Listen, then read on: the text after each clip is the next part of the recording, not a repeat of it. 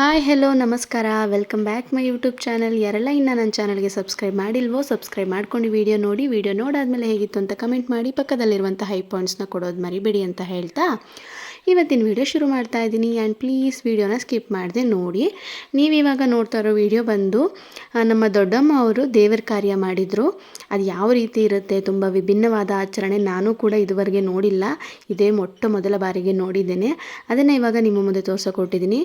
Especially Holalu ಗ್ರಾಮದವ್ರು ಇದ್ದರೆ ವಿಡಿಯೋನ skip ಮಾಡಿದೆ ನೋಡಿ. ಎಷ್ಟೊಂದು ಜನಕ್ಕೆ ಆಚರಣೆ ಬಗ್ಗೆ ಗೊತ್ತಿರೋದಿಲ್ಲ. ನಿಮಗೂ ನೋಡಿ ಒಂದು ಖುಷಿ ಆಗುತ್ತೆ. ದೊಡ್ಡಯ್ಯ, ಚಿಕ್ಕಯ್ಯ, ಏಳೂರಮ್ಮ, ಮಲ್ಲಿಗೆರೆ ಮಂತ್ರಿ, ಉಚ್ಚಮ್ಮ ತಾಯಿಯ ಮೆರವಣಿಗೆ ಉತ್ಸವಗಳನ್ನ ನೋಡಿ ನಿಮ್ಮ ಕಣ್ ತುಂಬಿಕೊಳ್ತೀರಾ ಅಂತ ಹೇಳ್ತಾ ವಿಡಿಯೋನ ಶುರು ಮಾಡ್ತಾ ಇದ್ದೀನಿ. ಆದಷ್ಟು ಕಡೆ ವಾಯ್ಸ್ನ ನಾನು ಕೊಡೋದಿಲ್ಲ, ಓನ್ ಟಮಟೆ ಬೀಟ್ಸ್ ಏನಿದೆ ಅದನ್ನೇ ಕೊಟ್ಟಿರ್ತೀನಿ, ಅದನ್ನು ಕೇಳಿದ್ರಷ್ಟೇ ಚೆಂದ.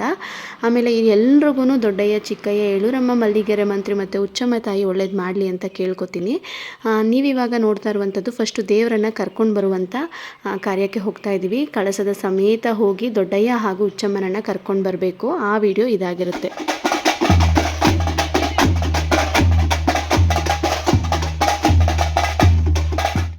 ಈ ಪೂಜಾ ಕಾರ್ಯ ಏನು ನೋಡ್ತಾ ಇದ್ದೀರಾ, ಇದು ಬಂದು ಒಂದು ದೇವರ ಹರಕೆಯ ಕಾರ್ಯ. ಇವಾಗ ನೋಡ್ತಿರುವಂಥದ್ದು ಚಿಕ್ಕಯ್ಯ ಸ್ವಾಮಿ ಬಸವಪ್ಪ. ಚಿಕ್ಕಯ್ಯ ಸ್ವಾಮಿ ದೇವಾಲಯ ವದೇ ಸಮುದ್ರದಲ್ಲಿದೆ. ನಮ್ಮೂರಲ್ಲಿ ದೊಡ್ಡಯ್ಯ ಸ್ವಾಮಿ ದೇವಸ್ಥಾನ ಇರುವಂಥದ್ದು. ಅಷ್ಟರಲ್ಲಿ ದೊಡ್ಡಯ್ಯ ಸ್ವಾಮಿಯ ಬಸವಪ್ಪ ಕೂಡ ರೆಡಿಯಾಗಿ ನಿಂತಿದೆ. ಮೊದಲು ಉಚ್ಚಮ್ಮ ಮತ್ತು ದೊಡ್ಡಯ್ಯ ಸ್ವಾಮಿಯನ್ನು ಕರ್ಕೊಂಡು ಹೋಗಿಬಿಟ್ಟ ಮೇಲೆ ಮಲ್ಲಿಗೆರೆಯಿಂದ ಮಲ್ಲಿಗೆರೆ ಮಂತ್ರಿ ಏಳೂರಮ್ಮ ದೇವರುಗಳು ಬರ್ತವೆ. ಚಿಕ್ಕಯ್ಯ ಬೆಟ್ಟದಿಂದ ಚಿಕ್ಕಯ್ಯ ಸ್ವಾಮಿ ಬರುವಂಥದ್ದು ನಡೆಯುತ್ತೆ.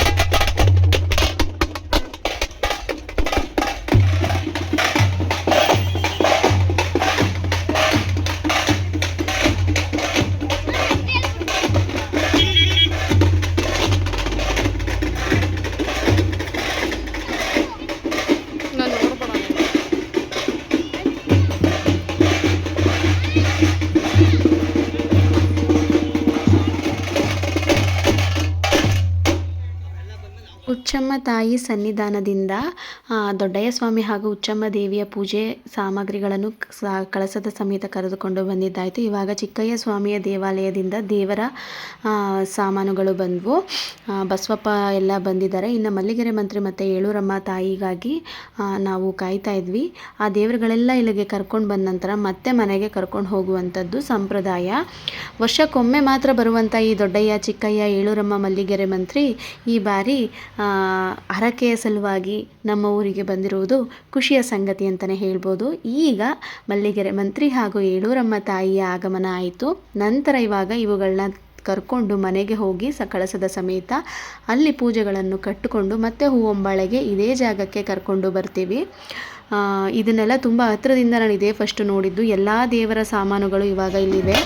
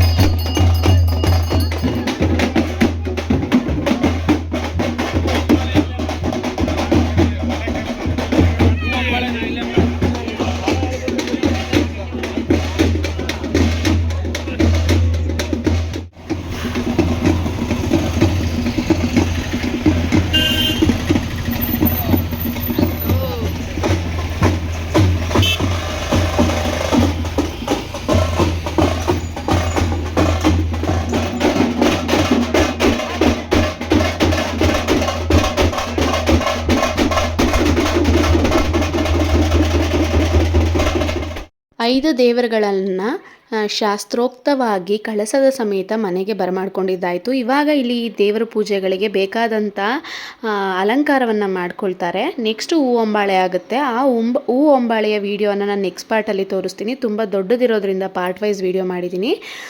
ಇಲ್ಲಾದಮೇಲೆ ಹೂ ಹೊಂಬಾಳೆ ಆಗಿ ದೇವ್ರು ಮೆರೆಯುವಂಥ ಕಾರ್ಯ ನಡೆಯುತ್ತೆ. ನನ್ನ ಮಗ ಅಂತೂ ತುಂಬಾ ಇಂಟ್ರೆಸ್ಟಿಂದ ಕುತ್ಕೊಂಡು ಹತ್ರದಿಂದನೇ ನೋಡ್ತಾ ಇದ್ದ. ಖುಷಿ ಆಗ್ತಾ ಇತ್ತು ನೋಡೋದಕ್ಕೆ.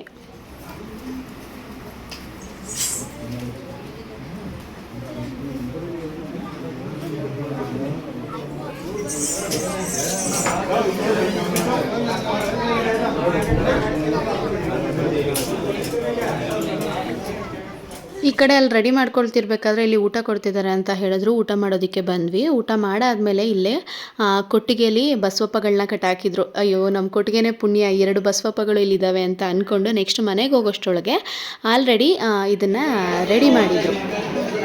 ಪೂಜೆಗಳೆಲ್ಲ ರೆಡಿಯಾಗಿದ್ವು. ಇವಾಗ ಮತ್ತೆ ಹೂ ಹೊಂಬಾಳೆಗೋಸ್ಕರ ಆ ದೇವಸ್ಥಾನದ ಹತ್ರ ದೇವ್ರುಗಳನ್ನ ಕಳಸದ ಸಮೇತ ಕರ್ಕೊಂಡು ಹೋದ್ವಿ.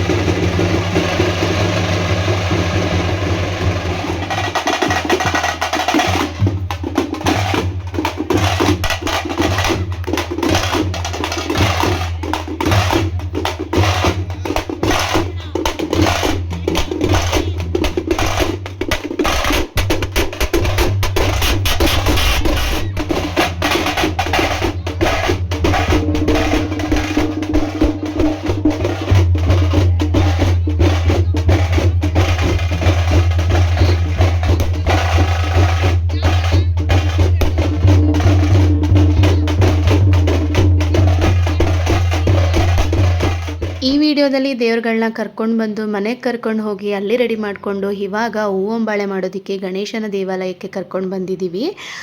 ಹೂವಂಬಾಳೆ ಆ ವಿಡಿಯೋನ ನಾನು ನೆಕ್ಸ್ಟ್ ಪಾರ್ಟಲ್ಲಿ ತೋರಿಸ್ತೀನಿ. ಈ ವಿಡಿಯೋ ನಿಮ್ಮೆಲ್ಲರಿಗೂ ಇಷ್ಟ ಆಗಿದ್ದರೆ ಹೇಗಿತ್ತು ಅಂತ ಕಮೆಂಟ್ ಮಾಡಿ. ನೆಕ್ಸ್ಟ್ ಪಾರ್ಟ್ ಕೂಡ ಇನ್ನೂ ತುಂಬ ಇಂಟ್ರೆಸ್ಟಿಂಗ್ ಆಗಿರುತ್ತೆ, ತುಂಬಾ ಖುಷಿಯಾಗುತ್ತೆ. ಈ ಆಚರಣೆಗಳು ಎಲ್ಲ ಕಡೆ ಇರೋದಿಲ್ಲ, ದಯವಿಟ್ಟು ನೆಕ್ಸ್ಟ್ ವಿಡಿಯೋನ ನೋಡಿ ಅಂತ ಹೇಳ್ತಾ thank you for watching. Bye.